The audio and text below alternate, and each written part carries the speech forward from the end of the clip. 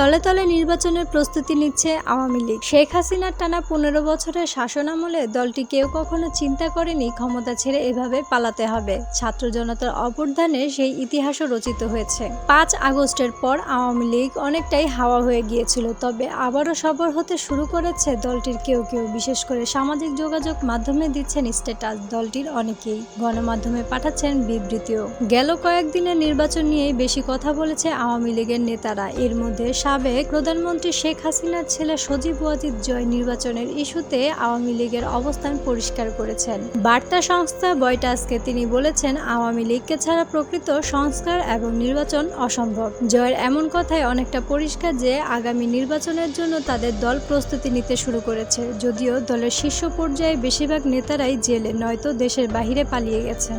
এদিকে আওয়ামী লীগকে রাজনীতি থেকে নিষিদ্ধ কিংবা 10 বছরের দূরে রাখার বিষয়টিও সামনে এসেছে।